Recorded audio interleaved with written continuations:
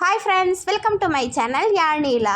இன்றைக்கி நான் குல்ஃபி தான் செஞ்சுருந்தேன். அதை உங்கள்கிட்டையும் ஷேர் பண்ணிக்கணும்னு ஆசைப்பட்டேன். வாங்க வீடியோக்குள்ளே போகலாம். எப்படி செய்யுதுன்னு பார்க்கலாம். பால் 1/2 லிட்டர் எடுத்திருக்கேன்.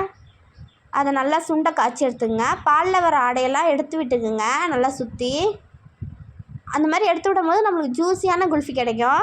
ஒரு கப் பாதாம் மிக்ஸ் எடுத்துருக்கேன், அதையும் சேர்த்துக்கிறேன். தேவையான அளவு சுகர் சேர்த்துக்குங்க.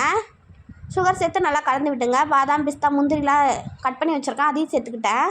நல்லா பாலை நல்லா திக்காக காய்ச்சி எடுத்துங்க. இந்த பதத்துக்கு நல்லா பாலை காய்ச்சி எடுத்துக்கணும். இந்த மாதிரி தண்ணியாக ஆகிடுச்சுன்னா அது வந்து ஐஸ் மாதிரி ஆகிடும். நம்மளுக்கு இந்த மாதிரி திக்காக இருக்கும்போது தான் குல்ஃபி நம்மளுக்கு நல்லா டேஸ்ட்டாக கிடைக்கும்.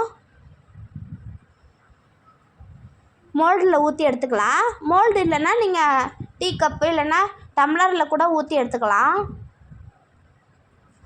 ஊற்றி 8 மணி நேரம் ஃப்ரீஸ் பண்ணி எடுத்துக்கலாம். உங்களுக்கு குல்ஃபி வேணாம் அப்படின்னு நினச்சிங்கன்னா பாதாம் ட்ரிங்காக கூட இதை குடிச்சிக்கலாம். ரொம்ப டேஸ்ட்டாக இருக்கும்.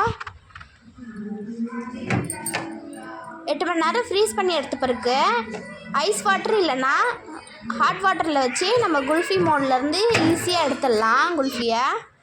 உங்கள் குழந்தைங்களுக்கு வீட்டில் மறக்காமல் செஞ்சு கொடுங்க. ரொம்ப டேஸ்ட்டாக இருந்தது குல்ஃபி.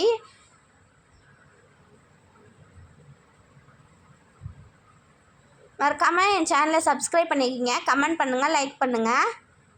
அடுத்த வீடியோவில் பார்க்கலாம். Bye friends.